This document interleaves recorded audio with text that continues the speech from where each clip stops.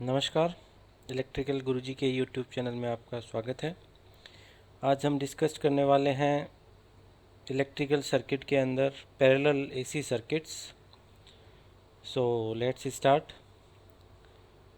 Parallel circuits क्या होते हैं? हमने इससे पहले स्टडी किया था सीरीज एसी सर्किट्स के बारे में, जिसमें क्या था कि एलिमेंट्स थे जो resistance,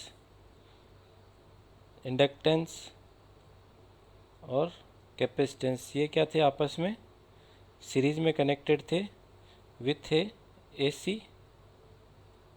power supply. Clear? In parallel circuit में क्या है, यही एलिमेंट क्या होंगे, एक दूसरे से पैरेलल में कनेक्ट होंगे। जैसे ये कोई सर्किट है, इसमें क्या है, सीरीज सर्किट्स का पैरेलल कॉम्बिनेशन भी हो सकता है, लाइक दिस। ये कनेक्टेड है एसी पावर सप्लाई से, जिसकी वैल्यू है V equal to VM sine omega t. और जैसे आप देख सकते हैं, ये जो ऊपर वाली ब्रांच है, इसमें एक रेजिस्टेंस R1 और इंडक्टेंस कनेक्टेड है XL। ऐसे ही जो नीचे वाली जो ब्रांच है, जैसे इनको एक नाम दे देते हैं AB और CD। CD ब्रांच में क्या है, एक रेजिस्टेंस R2 और कैपेसिटेंस कनेक्ट है, या कह सकते हैं आपके कैपेसिटिव रिएक्टेंस XC। और ऊपर जो ब्रांच है AB, उसमें क्या है, एक इंडक्टिव रिएक्टेंस कनेक्ट है विथ रेजिस्टेंस R1। और ये जो दोनों ब्रांचेस हैं, ये एक दूसरे से क्या है, पैरेलल कनेक्ट है। और ये पूरा जो सर्किट है, ये किससे कनेक्टेड है, एक पावर सप्लाई से। और इसमें जो टोटल करंट फ्लो हो रही है वो क्या है, I। और जो ऊपर वाली ब्रांच है AB, उसमें करंट फ्लो रहा है I1। और जो CD ब्रांच है, उसमें करंट फ्लो रहा है I2। तो इस तरह जो सर्किट होगा कनेक्टेड, उसको क्या बोलेंगे, पैरेलल सर्किट। अब इसको सॉल्व करने के अलग अलग मेथड्स हैं, उनके बारे में आज हम डिस्कस करने वाले हैं। फर्स्ट जो मेथड है वो है वेक्टर और फेजर मेथड। सेकंड जो मेथड है वो है एडमिटेंस मेथड। और थर्ड जो मेथड है वो है वेक्टर अलजेब्रा। जो ज़्यादातर यूज में आता है वो है वेक्टर अलजेब्रा। क्लियर? तो वन बाय हम इनको स्टडी करेंगे। सबसे पहले जो मेथड है वो है वेक्टर और फेजर मेथड। इसमें क्या होता है, जो आपके डायग्राम होता है उसका एक फेजर डायग्राम बना के सॉल्व करते हैं वन बाय वन। कैसे, आइए देखते हैं। जैसे आप देख सकते हो, आपके सामने एक सर्किट है जिसमें क्या है, दो ब्रांचेज हैं A, B और C and D। AB branch में resistance R with inductance L, और CD ब्रांच में रेजिस्टेंस R और कैपेसिटेंस C। और इनमें जो करंट फ्लो रही है वो I1 I2 और टोटल करंट है I। और जो वोल्टेज है सप्लाई हो रहा है वो क्या है, V। क्लियर? जो इंडक्टेंस है उसके अक्रॉस जो आप कह सकते हैं, जो इंडक्टिव रिएक्टेंस है XL, उसकी वैल्यू क्या होगी, ओमेगा L। हम जानते हैं, ऑलरेडी हमने ये डिस्कस किया हुआ है। ऐसे ही इंडक्टिव जो कैपेसिटेंस है वो क्या होगा, XC equal to omega C। Clear? अब हम क्या करते हैं, सबसे पहले हमें पता है बेस हमारा वैल्यू क्या है, V। तो हमने क्या किया, यहाँ पे बेस ले लिया V। क्लियर? और हम जानते हैं पैरेलल सर्किट में क्या है, जो वोल्टेज है वो AB ब्रांच में भी क्या होगा, V वोल्टेज, और CD ब्रांच में भी क्या होगा, V वोल्टेज। क्लियर? अब हम फेजर डायग्राम सबसे पहले ड्रॉ करते हैं I1 और V के बीच में। क्लियर? तो I1 की वैल्यू क्या होगी, हम जानते हैं I1 equal to V by Z1। और Z1 की वैल्यू क्या होगी, R square plus XL square. ये ऑलरेडी हमने स्टडी किया हुआ है क्योंकि आर और एक्सएल क्या है, ये दोनों क्या है सीरीज में। तो Z1 की वैल्यू क्या होगी, R square plus XL square. जब हम जानते हैं कि जब रेजिस्टेंस और इंडक्टेंस आपस में सीरीज में कनेक्टेड होता है तो करंट क्या करती है, वोल्टेज से लैग करेगी। करंट क्या करेगी, वोल्टेज से लैग करेगी। तो ये हो गई करंट I1। और कोई भी इसके बीच में, क्योंकि हमें एग्जैक्ट वैल्यू पता नहीं है, तो जो फेजर डिफरेंस है उसको हम देते हैं नाम phi1। क्लियर। ऐसे ही क्या है, यहाँ पे क्या है, CD ब्रांच के अंदर रेजिस्टेंस R और कैपेसिटेंस C ये क्या है, सीरीज में कनेक्टेड है। तो I2 की वैल्यू भी क्या होगी यहाँ पे, I2 is equal to V/Z2, और Z2 की वैल्यू क्या होगी, R square plus XC square. यह भी हमको पता है, ऑलरेडी हम स्टडी कर चुके हैं। अगर जिनको वीडियो देखना है वो वीडियो देख सकते हैं, जिसमें रेजिस्टेंस और इंडक्टेंस जब सीरीज़ में कनेक्टेड है और रेजिस्टेंस और कैपेसिटेंस जब सीरीज़ में कनेक्टेड है, तो उसके बारे में हमने ऑलरेडी स्टडी किया हुआ है। तो अब देखिए वापस इसमें फेजर डायग्राम पे आते हैं। अब जो सेकंड ब्रांच है CD के लिए, उसमें करंट फ्लो है I2, जब इसका फेजर ड्रॉ करते हैं तो I2 क्या होगा, जो वोल्टेज अप्लाइड है V, उससे क्या करेगा, लीड करेगा। और वो लीड कोई भी एंगल से हमें पता नहीं है, क्योंकि एग्जैक्ट वैल्यू R और C की हमें नहीं पता है, तो हम इसको भी नाम दे देते हैं यहाँ पे phi2। और ये करंट हो गई I2। क्लियर। अब क्या करेंगे इसमें, आप देखिए कि अगर हमें टोटल वैल्यू फाइंड आउट करनी है I की, हमें टोटल वैल्यू फाइंड आउट करनी है जो करंट फ्लो हो रही है सर्किट में I, उसके बारे में। तो इन जनरल हम क्या करते हैं, जब DC की बात करते हैं तो I इक्वल टू क्या होता है, I1 प्लस I2। क्लियर। तो अगर हम सीधा इसके अंदर करें, जो हमको वैल्यू पता है, V/R1 R square plus XL square plus V divided by R square plus XC square. Clear. अगर डायरेक्ट फार्मूला के ऊपर हम यहाँ पे पुट करें, लेकिन इससे हमें जो फेजर है, इसका जो एंगल है I और V के बीच में, उससे इसके बारे में कुछ भी पता नहीं चल रहा है, तो उसका हम यहाँ से निकाल सकते हैं। तो इसको अलग से एक सर्किट फेजर डायग्राम बनाते हैं, जिसमें क्या होगा कि ये करंट है I2, और ये देखिए ये करंट है I1, और ये जो बेस है जिससे हमने ये phi1 और phi2 लिया है, तो ये है phi1 और दिस इज़ phi2। अब इस जो करंट है I1 I2, इसके क्या होते हैं, दो कंपोनेंट होते हैं, ये भी हमने डिस्कस किया था। एक कंपोनेंट होगा एक्स एक्सिस की तरफ और एक कंपोनेंट होगा इनका वाई एक्सिस की तरफ। तो अगर यहाँ पे हम एक ट्रायंगल ड्रॉ करते हैं, तो अब आप देखिए अगर I1 का एक्स कंपोनेंट अगर हम निकालें तो वो क्या होगा, देखिए कोस phi1 क्या होगा, कोस phi1 इज इक्वल टू, यहाँ से आप देख सकते हैं ये एक्सिस की तरफ कंपोनेंट जो हमें फाइंड आउट करना है, इसको अगर नाम दे दूं मैं O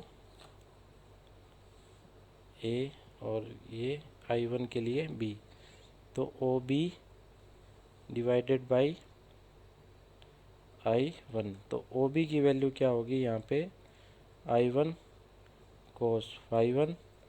ऐसे ही कोस phi2 की वैल्यू क्या होगी, OA डिवाइडेड बाई I2। तो OA की वैल्यू होगी I2 कोस phi2। क्लियर। ये फाई है। तो एक्स एक्स की तरफ जो कंपोनेंट हो गए I1 और I2 के, वो क्या हैं,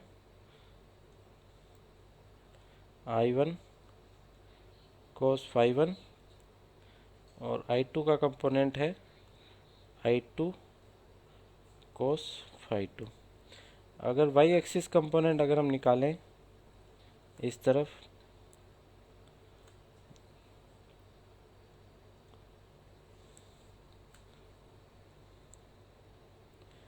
तो ये होगा, देखिए अगर साइन फाई वन अगर हम निकालते हैं यहाँ पे,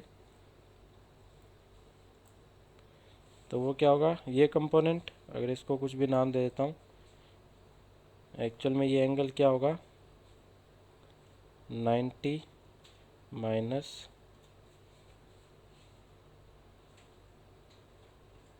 फाई वन, और ये कंपोनेंट ये क्या है, 90 माइनस फाई टू।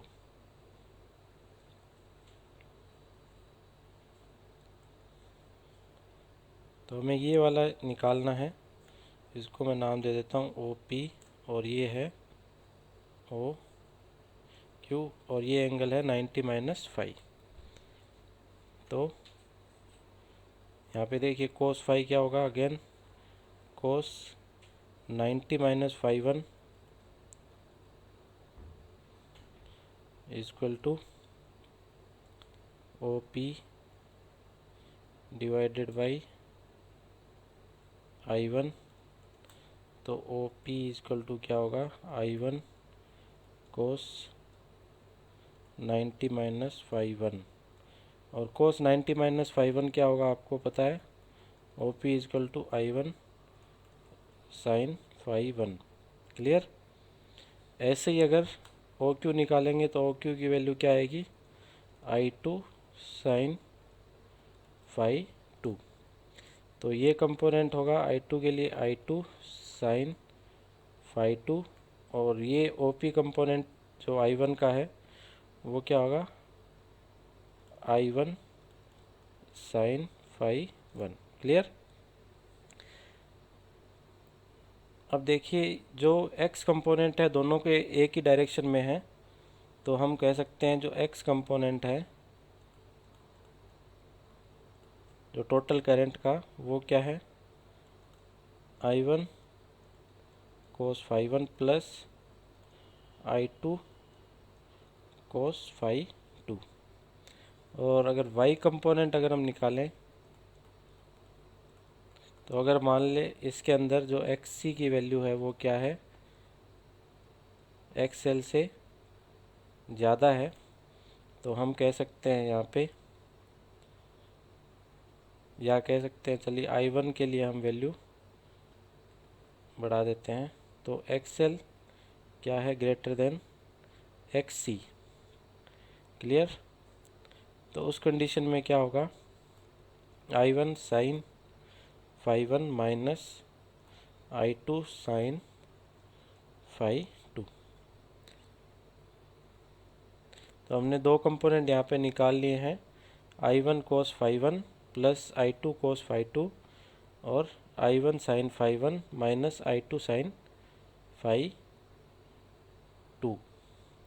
अब इनको हम अगर फेजर डायग्राम के अंदर ड्रॉ करें तो वो किस तरह से करते हैं, फाइनल जो वैल्यू निकलेगी इसके अंदर आप देखिए कि हमने क्या लिया है, एक्सएल है वो क्या है, एक्सी से ग्रेटर है, तो जो फाइनल वैल्यू होगी आई, जो इन दोनों कंपोनेंट का फेजर सम होगी, वो क्या होगी, वोल्टेज से लैग करेगी, क्योंकि एक्सएल की वैल्यू क्या है, एक्सी से ज़्यादा है। जो एक्सएल का जो कंपोनेंट है, ये जो कंपोनेंट है ओपी जो इस तरफ आ रहा है, उसकी वैल्यू क्या है, इस कंपोनेंट जो ओ क्यू कंपोनेंट है आई टू का, उससे क्या है, ज़्यादा है। तो अगर फाइनल हम यहाँ पे ड्रॉ करें तो ये है V। अब हमें I ड्रॉ करना है, तो I यहाँ पे कहाँ से आएगा, इन दोनों का जो फेजर सम, मान लीजिए फेजर सम आया है यहाँ पे, ये क्या है, आई वन नहीं आई, और V और I के बीच में फेज जो है डिफरेंस वो क्या है, फाई। तो ये हो जाएगा, क्योंकि जो करंट है वो क्या है, लैगिंग है, क्योंकि एक्सएल की वैल्यू हमने क्या ली है, एक्सी से ग्रेटर देन ली है। तो ये हो गया फाई, और ये हो गया आई। तो ये मेथड है, इस मेथड को कहते हैं फेजर मेथड। अगर यहाँ पे जैसे I1 का हमें फेजर निकालना हो तो वो कैसे निकालेंगे, cos phi is equal to cos phi 1 is equal to R by Z, और cos phi 2 अगर निकालना हो तो वो क्या होगा, R बाई Z2, ये होगा Z1।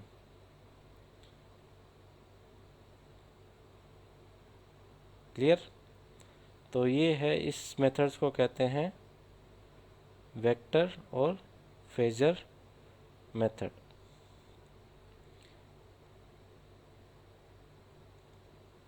नेक्स्ट मेथड है वो है एडमिटेंस मेथड। इसमें एडमिटेंस मेथड हम जानते हैं, एडमिटेंस क्या होता है ऑलरेडी हमने स्टडी किया था। y जिसको कहते हैं, y इक्वल टू क्या होता है, 1 डिवाइडेड बाई z। z क्या है, इम्पिडेंस। तो इम्पिडेंस का रेसिप्रोकल होता है एडमिटेंस। जैसे कि अगर 1 बाई आर, आर क्या होता है, रेजिस्टेंस, उसका रेसिप्रोकल होगा जी, जिसको बोलते हैं कंडक्टेंस। और 1 बाई एक्स, एक्स क्या है, रिएक्टेंस, उसका रेसिप्रोकल होगा बी, जिसको बोलते हैं ससेप्टेंस। ये है एडमिटेंस।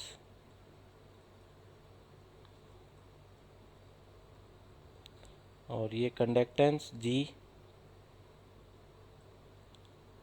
और बी क्या है, ससेप्टेंस। बी क्या है, ससेप्टेंस। तो अगर इसका फेजर ड्रॉ अगर हम करें तो कैसे करेंगे, ये ट्रायंगल हमने ऑलरेडी पता है, आर है वो एक्स एक्सिस होगा। तो एक्स की वैल्यू क्या होगी, आर से 90 डिग्री। यहाँ पे हमने एक्सएल या एक्ससी कुछ नहीं लिखा है, सिर्फ एक्स लिया है, रिएक्टेंस। और इन दोनों का जो फेजर सम है वो क्या है, जेड। तो जेड की वैल्यू क्या होती है हमें पता है, R square plus X square. Clear. और फाई की वैल्यू क्या होगी, tan inverse X by R. अब हम इसका क्या करते हैं, रेसिप्रोकल। अगर ये रेजिस्टेंस का रेसिप्रोकल करेंगे तो कंडक्टेंस, क्योंकि इसमें कुछ भी अगर रेजिस्टेंस के लिए हम फेजर डायग्राम जब ड्रॉ करते हैं वी और आई का, तो वो क्या होते हैं, दोनों एक ही फेज में होंगे। तो अगर इसका रेसिप्रोकल भी करेंगे तो कोई फ़र्क नहीं पड़ता। तो ये भी फिर भी क्या होगा, एक्स एक्सिस के अंदर इस तरफ। अब बी क्या होता है, B is equal to 1 by X. तो जो पहले एक्स इस तरफ था 90 डिग्री, अगर जो रेजिस्टेंस से लीड कर रहा था वो अब क्या करेगा, रेसिप्रोकल करने से अब क्या करेगा, लैग करेगा 90 डिग्री। और इन दोनों का जो फेजर सम होगा वो क्या होगा, वाई। क्लियर। तो अगर इस डायग्राम से, जो ये वाला डायग्राम है, इसको अगर ए नाम दूं और ये डायग्राम बी है, तो बी डायग्राम से हम अगर जी की वैल्यू निकालें, जी की वैल्यू क्या होगी, वाई कॉस फाई। और बी की वैल्यू क्या होगी, वाई साइन फाई। और कोस फाई की वैल्यू हमें पता है, तो यहाँ पे जी की वैल्यू क्या होगी, वाई इजक्वल टू क्या होगा, 1 अपॉन जेड। और कोस फाई की वैल्यू क्या होगी, आर बाई जेड। तो ये होगा आर। और जेड की वैल्यू क्या होती है, आर स्क्वायर प्लस, अगर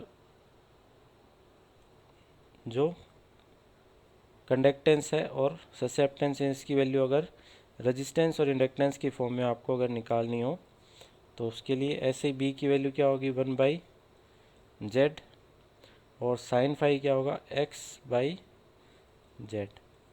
तो ये हो जाएगा एक्स, ये उसका स्क्वायर हमने भूल गए यहाँ पे।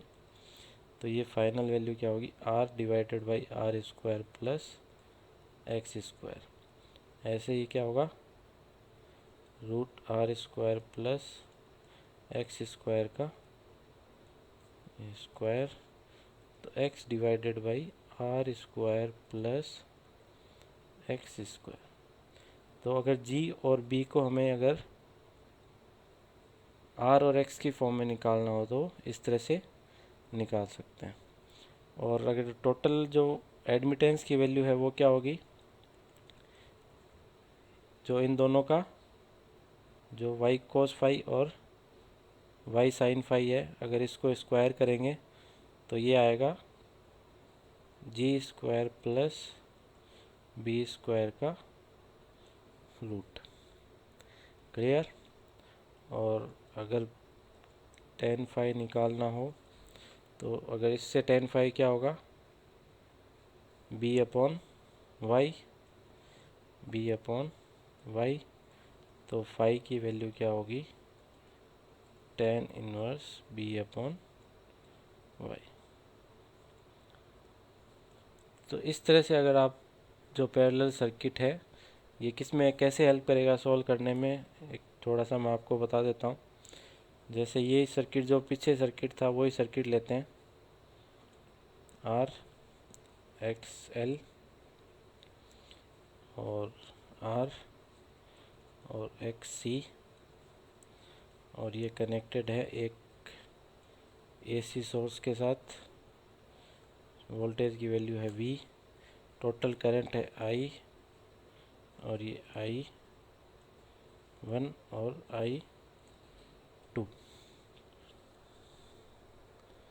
अब इन जनरल जब हम इसको सॉल्व करते हैं तो दो पैरेलल सर्किट है तो उसको कैसे सॉल्व करते हैं, तो जेड की वैल्यू तो क्या होगी, R square plus X L square, जो जेड वन है ए और बी ब्रांच के लिए। जो सी और डी ब्रांच है उसके लिए जेड टू की वैल्यू क्या होगी, आर स्क्वायर प्लस एक्स सी स्क्वायर। फाइनल अगर जेड निकालना हो तो वो क्या होगा, one by Z is equal to one by Z one plus one by Z two. ठीक है। अब इसको सॉल्व करने में देखिए कितनी प्रॉब्लम होती है। अगर ये तो एक सिंपल सा सर्किट है, अगर कॉम्प्लेक्स सर्किट हो तो आर स्क्वायर प्लस एक्स सी स्क्वायर। क्लियर। तो इसको नहीं करके हम क्या कर सकते हैं, हम डायरेक्ट निकाल सकते हैं y की value y one plus y two. तो वाई वन हमें पता है क्या है, g square plus b square, और वाई टू की वैल्यू क्या हो जाएगी, जी one plus b g two plus b two square. तो इस तरीके से हम क्या है यहाँ पे यूजिंग एडमिटेंस मेथड इसको सॉल्व, जो भी आपके पैरेलल सर्किट है उसको सॉल्व कर सकते हैं। क्लियर। नेक्स्ट जो इम्पोर्टेंट भी है और जनरली यूज भी किया जाता है, कॉम्प्लेक्स और फेजर अलजेब्रा। इसमें क्या करते हैं, जैसे आपके पास में ये सर्किट है आप देख सकते हो, इस सर्किट में आपके दो ब्रांचेज हैं ए बी और सी डी। ये दोनों क्या है, एक दूसरे के साथ पैरेलल में कनेक्ट है, जिसमें R1 और X1 और R2 और X2 ये एलिमेंट्स कनेक्टेड है, और ये पावर सप्लाई V के साथ कनेक्टेड है, और जो टोटल करंट है वो क्या है, I। तो जो करंट फ्लो हो रही है यहाँ पे I1 और इसमें करंट फ्लो हो रही है I2। अब जब कॉम्प्लेक्स फॉर्म में इसको लिखते हैं तो हमने देखा है कि जब R और XL अगर एक दूसरे के साथ सीरीज में कनेक्टेड हैं तो हम Z को किस तरह से लिखते हैं, R1 प्लस जे एक्स एल। और अगर रेजिस्टेंस और कैपेसिटेंस आपस में कनेक्टेड है सीरीज में, उसको कैसे करते हैं, आर टू माइनस, कैपेसिटेंस के लिए क्या होगा, माइनस R2 माइनस जे एक्स सी। तो इससे Z1 का एम्पलीट्यूड क्या आ जाएगा, एम्पलीट्यूड या मैग्नीट्यूड जो आप कहते हैं, R square plus X L square, और फाई की वैल्यू क्या होगी, फाई वन की value tan inverse X L by R. ऐसे ही यहाँ से Z2 की वैल्यू क्या होगी, आर स्क्वायर प्लस एक्स सी स्क्वायर, और फाई टू की वैल्यू क्या होगी, tan inverse X C by R. Clear. तो अगर हमें one by Z find out करना है, वन बाई जेड वन, क्योंकि ये दोनों क्या है, पैरेलल में है, तो वन बाई जेड क्या होगा, one by Z one plus one by Z two. तो वन बाई जेड वन क्या होगा, आर वन प्लस जे एक्स एल। तो इसको सॉल्व करने के लिए हम क्या करते हैं, इसका कंजुगेट लेते हैं और ऊपर नीचे इसको मल्टीप्लाई करते हैं। तो आर वन माइनस जे X L, R one minus जे एक्स एल, तो ये हो जाएगा R one minus J X L divided by R square, A plus B और ए माइनस बी क्या होता है, A square minus B square. तो R square minus B क्या है यहाँ पे, जे एक्स एल, तो जे एक्स एल का स्क्वायर।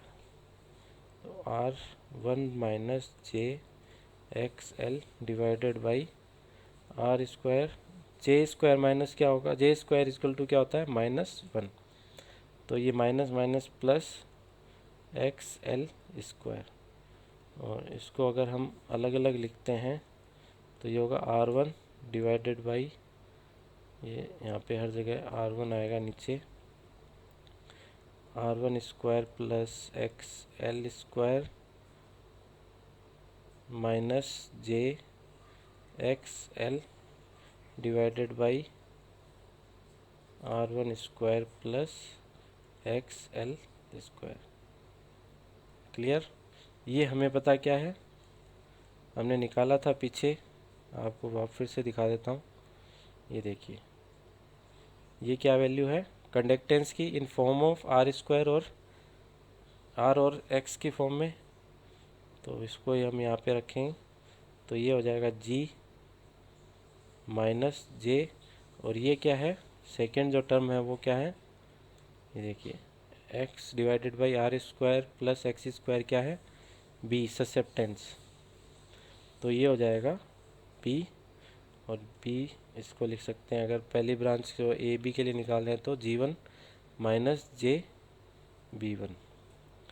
ऐसे ही क्या है, वन अपॉन जेड टू अगर हमें निकालना हो तो one divided by r two minus j, क्योंकि कैपेसिटेंस के लिए क्या होगा, आर टू माइनस जे एक्स सी, इसको मल्टीप्लाई करेंगे आर टू प्लस जे एक्स सी और आर टू प्लस जे एक्स सी। इसको हम लिख सकते हैं r two square plus x सी स्क्वायर प्लस जे x c, r two square plus x सी स्क्वायर। तो ये होगा g two plus j B two. तो हमें फाइंड आउट करना है one upon Z equal to one upon Z one plus one upon Z two, और one upon Z क्या होता है, हम जानते हैं Y, Y equal to G one minus J B one plus ji two minus J B two. तो इससे y की वैल्यू आ जाएगी जी वन प्लस जी टू और माइनस जे, ये प्लस होगा यहाँ पे, B one minus B two. और फाइनल अगर y की वैल्यू निकालनी है हमें, और अगर इसको प्लस की फॉर्म में ही रखना चाहते हैं आप, तो यहाँ पे प्लस करके B two minus B one भी कर सकते हैं। फाइनल y की वैल्यू क्या होगी, जी वन प्लस जी टू स्क्वायर प्लस, अब यह क्या हो जाएगा, b two minus B one square. का रूट। क्लियर? तो ये है कॉम्प्लेक्स और फेजर अलजेब्रा। तो इस मेथड से भी आप क्या कर सकते हैं, जो पैरेलल सर्किट है उसको सॉल्व कर सकते हैं। इसमें अगर फाई की वैल्यू निकालनी हो तो वो क्या होगी, tan inverse B2 minus B1 divided by G1 plus G2। Clear? अब देखिए इनको यूज़ करके एक न्यूमेरिकल सॉल्व करते हैं। अब देखिए इस जो एग्जांपल है उसमें हमें क्या करना है, two circuits the impedance of which are given Z1 और Z2 की वैल्यू हमें दे रखी है। Z1 में क्या है, एक रेजिस्टेंस है R1, उसकी वैल्यू हमें दे रखी है 10 ओम। क्लियरली देख सकते हैं 10 प्लस है J15 प्लस मीन्स यहाँ पे क्या इंडक्टिव रिएक्टेंस, यानी कि इंडक्टेंस कनेक्टेड है। और इंडक्टिव रिएक्टेंस की वैल्यू XL की वैल्यू क्या दे रखी है, 15 ओम। ऐसे ही जो सेकेंड सर्किट है उसमें क्या है, R2 की वैल्यू क्या है 6 ओम और -8J, यानी यहाँ पे क्या है कैपेसिटिव रिएक्टेंस। माइनस जहाँ पे आता है कॉम्प्लेक्स फॉर्म में वहाँ पे क्या होता है कैपेसिटिव रिएक्टेंस होता है। तो यहाँ पे कैपेसिटर कनेक्टेड है और ये दोनों सर्किट क्या है एक दूसरे से पैरेलल कनेक्टेड। और XC की वैल्यू क्या दे रखी है यहाँ पे 8 ओम। और ये दोनों पैरेलल सर्किट क्या है, एक पावर सप्लाई है AC पावर सप्लाई उसके साथ कनेक्टेड है। और यहाँ पे क्या है,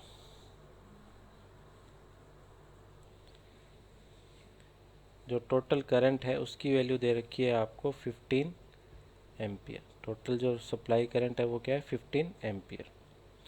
हमें फाइंड आउट करना है what is the power taken by each branch और find also the power factor of individual circuit, यानी कि जो ब्रांचेज हैं AB और CD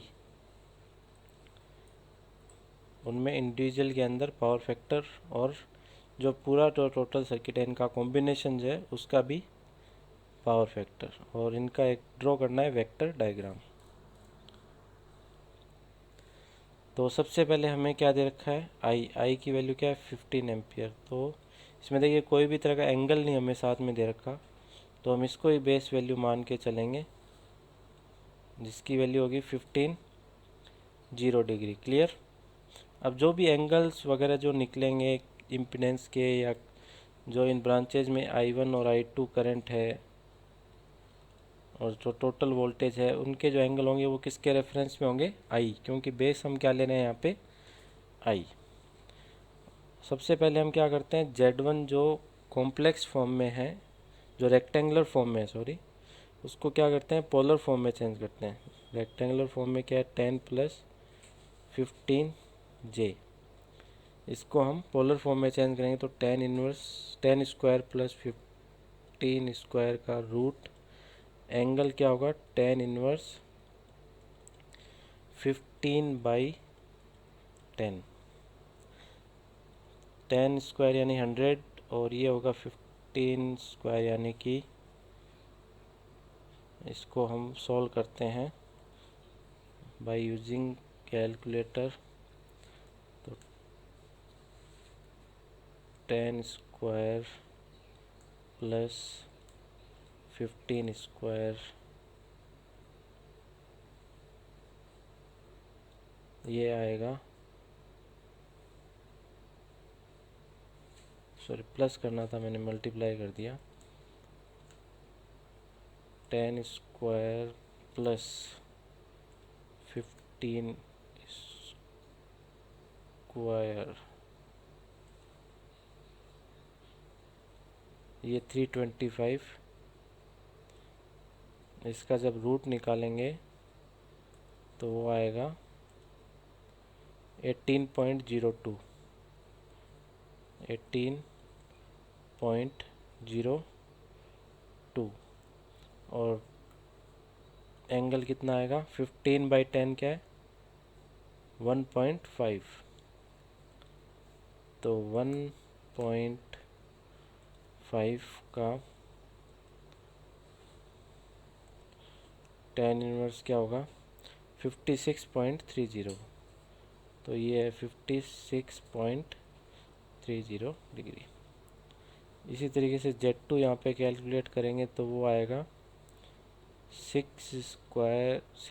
Z2 की वैल्यू क्या है 6 माइनस 8J, और इसका मैग्नीट्यूड क्या होगा 6 square plus 8 square angle tan inverse -8/6, क्योंकि यहाँ पे क्या है 6 माइनस 8J। तो ये ध्यान रखिएगा, इसमें जब भी एंगल निकालते हैं, जब आपका जो रेक्टेंगुलर फॉर्म माइनस में हो तो यहाँ पे भी क्या है माइनस लिखिए, ताकि जो एंगल निकलेगा वो आपका क्या होगा माइनस में होगा। तो ये क्या होगा 36 प्लस 64 क्या होगा 100 का रूट 10, और ये क्या होगा -8 डिवाइडेड बाई 6, और इसका क्या है हमें निकालना tan इनवर्स -53.13 -53.13। जनरली स्टूडेंट्स यहाँ पे गलती करते हैं, वो क्या करते हैं सीधा लिखते हैं tan इनवर्स 8/6, इससे क्या आ जाता है एंगल पॉजिटिव आ जाता है। तो सबसे जो मिस्टेक्स होती है जनरल मिस्टेक्स जो पोलर फॉर्म और जो रेक्टेंगुलर फॉर्म है उसमें, तो ये थोड़ा सा आप ध्यान रखिएगा। यहाँ पे अगर 6 माइनस है यहाँ पे, तो यहाँ पे भी क्या होगा -8/6, जिससे क्या होगा जो एंगल निकलेगा वो क्या आएगा यहाँ पे माइनस में। तो ये थोड़ा आपका रेफरेंस के लिए आपके सही रहेगा, तो इसको थोड़ा सा आप ध्यान रखिएगा। अब हमें फाइनल Z की वैल्यू निकालनी है। Z इक्वल टू क्या होगा Z1 Z2, जब दो पैरेलल में होते हैं Z1 plus Z2। Z1 Z2 का ये फॉर्म हम ले सकते हैं यहाँ पे 18.02 मल्टीप्लाई बाई 10, और ये दोनों क्या हो जाएंगे ऐड हो जाएंगे 6.30 माइनस 53.15 डिवाइडेड बाई, इसमें क्या होगा Z1 Z2 के अंदर 16 प्लस 7J,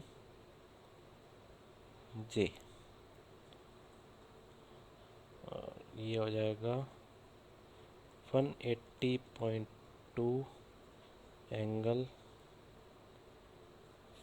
5 ये 3.15 डिवाइडेड बाई, इसको भी चेंज कर लेते हैं इन पोलर फॉर्म। तो यहाँ से कैलकुलेट कर सकते हैं 16 स्क्वायर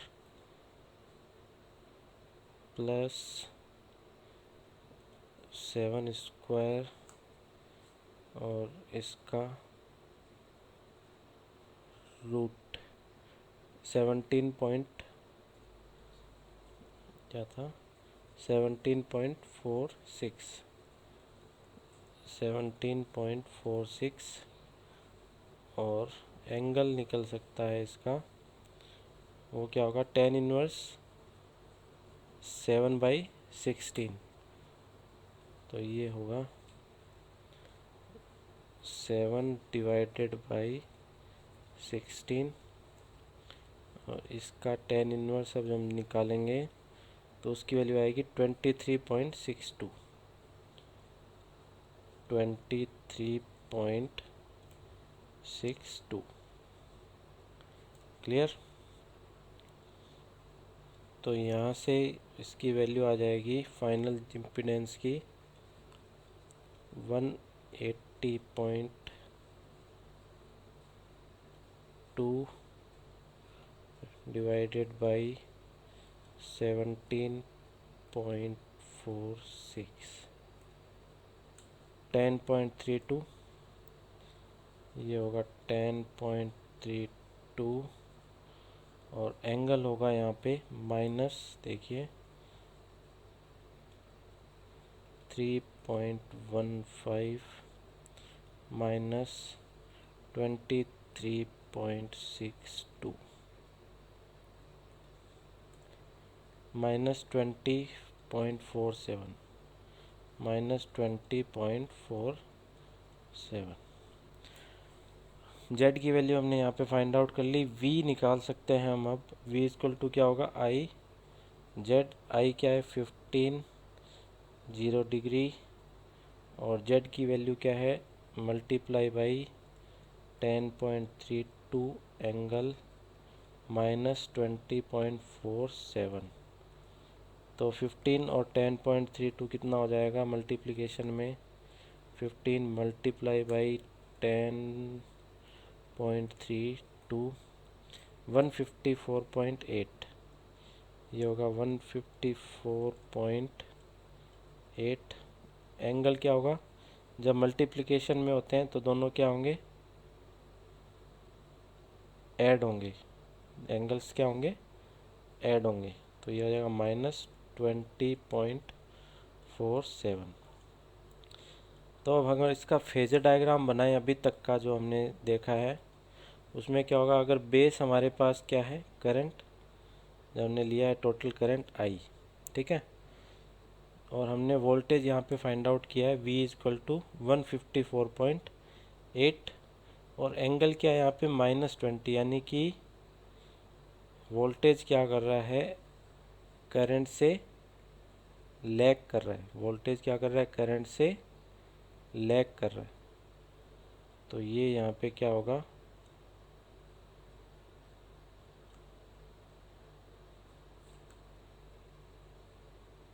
वोल्टेज V, और इनके बीच में जो एंगल है वो क्या है 20.47। क्योंकि यहाँ पे क्या माइनस, तो माइनस क्या होगा लैग करेगा, तो यहाँ पे वोल्टेज क्या है लैग कर रहा है। तो आप इस फेजर डायग्राम से आप क्लियरली देख सकते हैं जो करंट है वो क्या है वोल्टेज से लीड कर रही है, या आप कह सकते हैं जो वोल्टेज है वो क्या है करंट से लैग कर रहा है। तो अगर वोल्टेज करंट से लैग कर रहा है तो वो क्या होगा, सर्किट क्या होगा, कैपेसिटिव सर्किट होगा। हालांकि आप यहाँ पे कन्फ्यूजन होंगे कि XC की वैल्यू तो क्या है XL से कम है, पर ये दोनों क्या है पैरेलल में है। तो पैरेलल में क्या होता है 1 अगर करते हैं 1/Z करते हैं, तो अगर जो कम वैल्यू है उसकी अगर वैल्यू क्या हो जाएगी, बढ़ जाएगी। 1 करने से क्या होगा, वैल्यू बढ़ जाएगी। और XL ज़्यादा होते हुए भी क्या, अगर 1 करते हैं 1/XL करेंगे, तो आपको अगर समझाने के लिए अगर मैं बताऊं, पैरेलल सर्किट के लिए क्या देखते हैं हम 1, क्योंकि पैरेलल सर्किट में क्या होता है 1/Z, तो 1/XL की वैल्यू क्या होगी, और 1/XC इनकी अगर वैल्यू निकालेंगे तो क्या होगा 1/XC की वैल्यू क्या होगी, ग्रेटर होगी। तो इस वजह से ये क्या है, जो सर्किट है वो आपका क्या है कैपेसिटिव सर्किट है। तो कैपेसिटिव सर्किट होने से क्या होगा, जो करंट है वो क्या करेगी, वोल्टेज से लीड करेगी। क्लियर। तो हमने अभी तक फाइंड आउट कर लिया है आई और वी के बीच में जो फेज डिफरेंस है उसके बारे में, पर हमें फाइंड आउट करना है इंडिविजुअल। तो इंडिविजुअली फाइंड आउट करने की, जो पावर फाइंड आउट करने के लिए हमें इंडिविजुअल करंट भी फाइंड आउट करनी पड़ेगी, I1 और I2। तो I1 क्या होगा, सिंपली हमें पता है V हमने फाइंड आउट कर लिया। V दोनों ब्रांचेज के लिए सेम होगा क्योंकि दोनों पैरेलल में, तो V डिवाइडेड बाई Z1, और V की वैल्यू क्या है 154.8 angle -20.47 divided by Z1। Z1 क्या है 18.02 एंगल 56.30 डिग्री। तो I1 की वैल्यू यहाँ पे क्या हो जाएगी 154.8 डिवाइडेड बाई 18.02, तो ये आ गया 8.5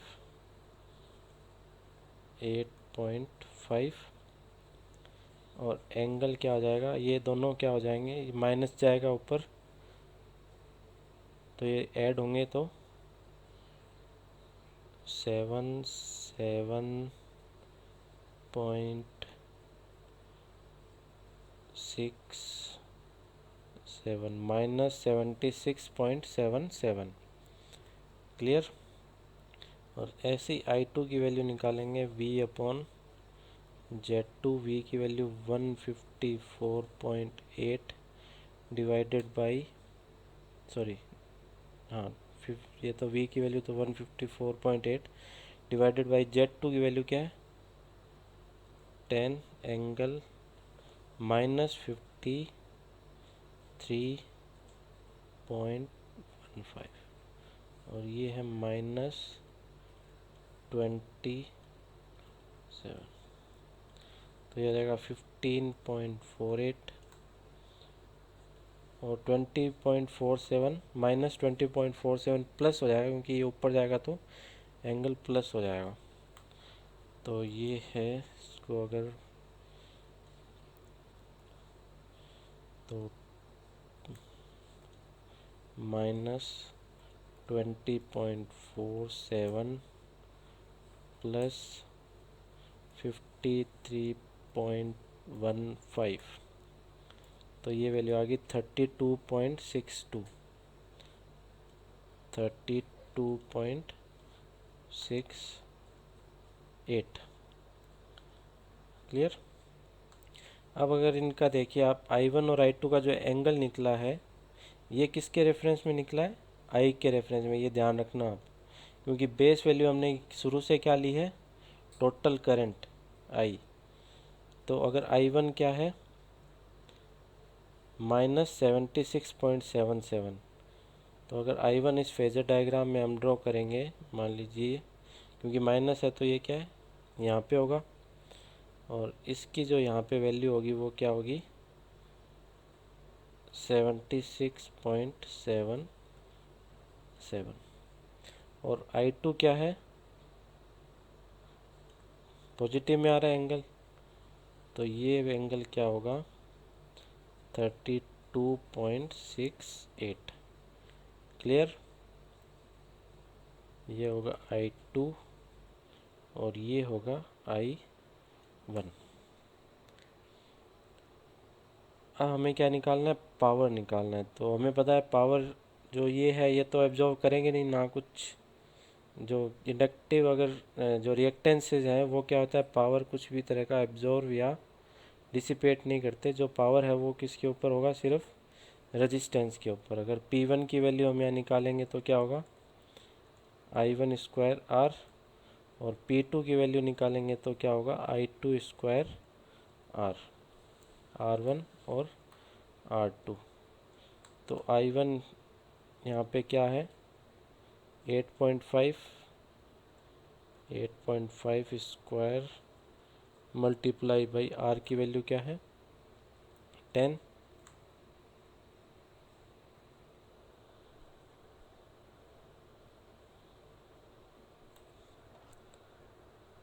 और यहाँ पे I2 स्क्वायर क्या है, I2 की वैल्यू क्या है, 15.48 स्क्वायर मल्टीप्लाई बाई 6। तो अगर यहाँ से वैल्यू निकालें, 8.5 स्क्वायर मल्टीप्लाई बाई 10, ये 7 to 20.5, 7 22.5 वॉट, और 15.48 स्क्वायर मल्टीप्लाई बाई 6, ये क्या है, 1437.78, 7.78 वोट। तो हमें क्या है, power taken by each branch, power taken by, हमें कोई एक्टिव रिएक्टिव ऐसे कुछ नहीं पूछा है, तो आपको क्या करना है, fine generally P1 equal to I1 square R1 और P2 equal to I2 square R2। Clear. और अगर ये पावर है वो आप देख सकते हैं I1 क्या है यहाँ पे। अब अगर I1 का पावर फैक्टर निकालेंगे, पावर फैक्टर निकालना है हमें इंडिविजुअली सर्किट का, तो अब हमें पास फेजर डायग्राम है तो हम यहाँ से डायरेक्ट निकाल सकते हैं। देखिए ये एंगल हमें पता है I और I1 के बीच में 76.77 और V और I के बीच में एंगल क्या है 20.47। तो V और I1 के बीच में जो एंगल होगा वो क्या होगा,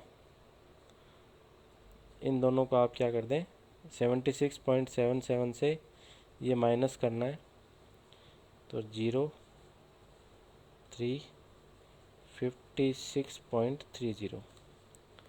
ठीक है। ऐसे ही I2 और V के बीच में जो एंगल होगा, I2 और V के बीच में, इसको मैं थोड़ा अलग से नोट करने के लिए, देखिए I2 और V के बीच में, तो ये क्या होगा 32.68 प्लस 20.47। तो इसकी जो वैल्यू होगी वो क्या होगी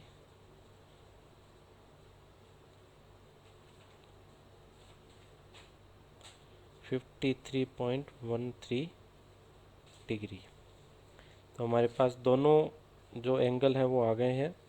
तो अगर हमें cos phi 1 है वो निकाल सकते हैं और ऐसे ही cos phi 2 भी हम निकाल सकते हैं। तो cos phi 1 निकालना हो तो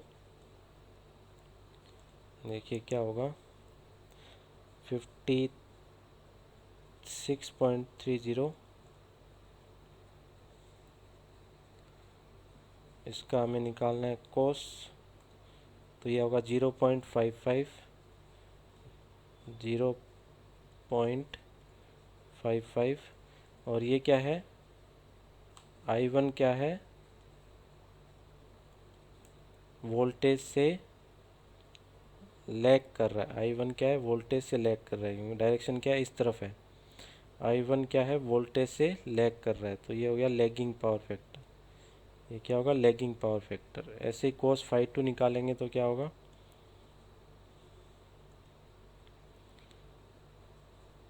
53.15, 53.15 इसका निकालना हमें cos, तो ये आएगा 0.59, 0.59। और ये क्या है I2 क्या है वोल्टेज से लीड कर रहा है, तो ये होगा लीडिंग, तो ये कर रहा है लीड। क्लियर। क्योंकि लीड कर रहा है यहाँ पे क्या है कैपेसिटेंस, और I1 है वो क्या लैग कर रहा है क्योंकि यहाँ पे क्या है इंडक्टेंस। क्लियर। अब हमें फाइनल क्या निकालना है पावर फैक्टर ऑफ कॉम्बिनेशन, वो ऑलरेडी हमने निकाल लिया है एंगल 20.47 I और V के बीच में। तो टोटल अगर cos phi निकालना हो तो वो क्या होगा 20.47 का cos, तो 20.47 का हमें निकालना है cos की वैल्यू, तो ये आ जाएगा 0.93। तो ये आ जाएगा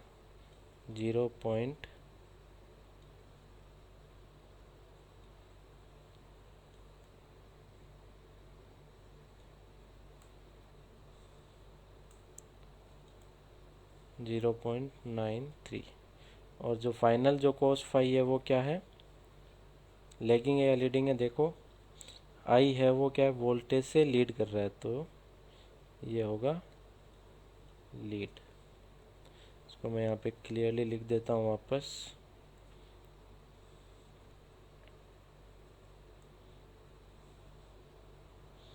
यहाँ पे लिख देता हूँ ताकि आपको समझ में आ जाए।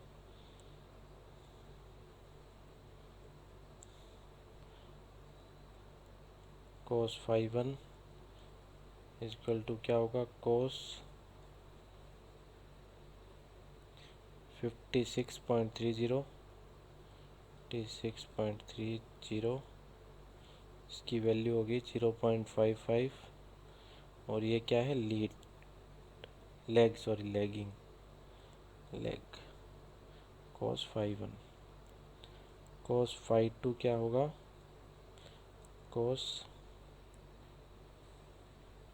53.15, ये 0.59, ये क्या होगा लीडिंग।